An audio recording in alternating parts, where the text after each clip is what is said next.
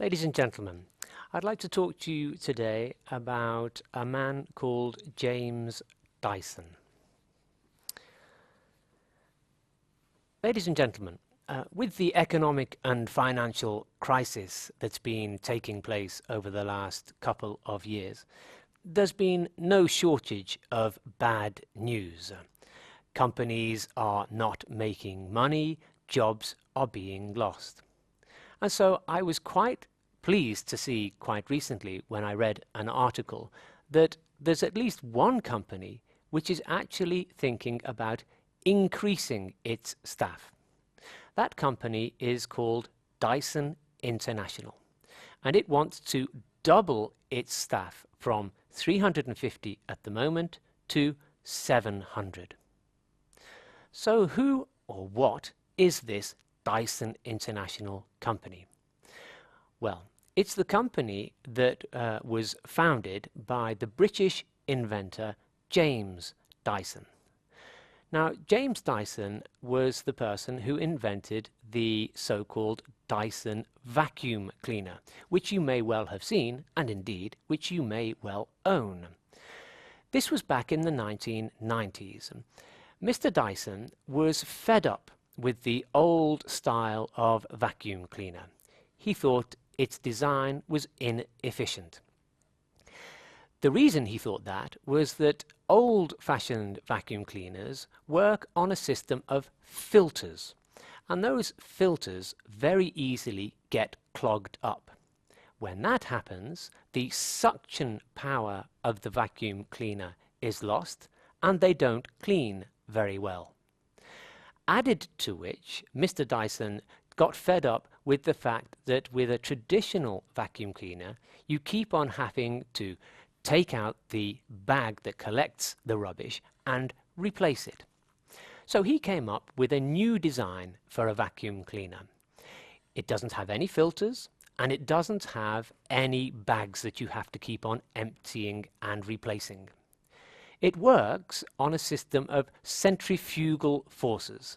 Now, if that sounds complicated, don't worry, I'm not going to try to explain to you exactly how it works. But by having spinning cylinders, it works like a tornado, a mini tornado that goes around your room sucking up all the dirt. It's much more powerful than a traditional vacuum cleaner, and it actually uses less energy. Amazingly, when Mr. Dyson came up with his idea and tried to sell it to the main manufacturers in the 1990s, nobody was interested. So Mr. Dyson got a loan from the bank, set up his own company, and started making the vacuum cleaners himself. They sold literally like hotcakes, and within a couple of years, Mr. Dyson was an extremely rich man.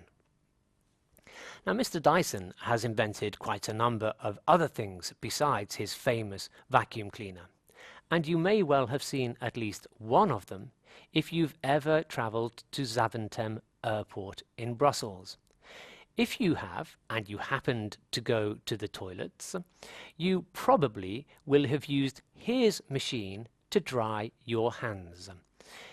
This hand drying machine is called the air blade, and again, Mr. Dyson invented it because he thought the traditional hand dryer was inefficient. There are two problems with the traditional hand dryer. First, it takes a long time to dry your hands, up to 45 seconds. And secondly, the air which it uses to clean your hands is full of bacteria. So Mr. Dyson has come up with a new design. How does this new design work? Well, quite simply, it sucks in air into its machine. The air is passed over a filter. That filter takes away 99.9% of all the bacteria in the air. The clean air is then pushed out through two small apertures, openings, at very high speeds of up to 400 kilometers an hour. that creates effectively two blades of air which literally scrape the water off your hands, a little bit like the windscreen wipers on your car. It dries your hands in just 10 seconds. Mr. Dyson claims that because it works much more quickly, it's also much more energy efficient. In fact, he claims it uses only 20% of the energy that a traditional hand dryer would use. Mr. Dyson is a good example of how innovation and research can be used to create success stories even when the economy is not doing very well. It's therefore rather surprising that our governments in Europe are not investing in research. Research and development constitute less than 2% of EU average GDP.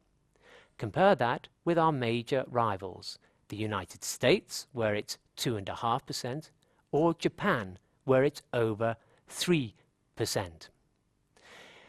The European Union wanted to increase GDP, research and development as a percentage of GDP, but governments have not been prepared to do it. Now they say they can't afford to do it because the economy is in such a bad way. And that's a shame, because Mr. Dyson is a living example of how research, development and innovation can create jobs, and that research can create money rather than costing money. Thank you very much.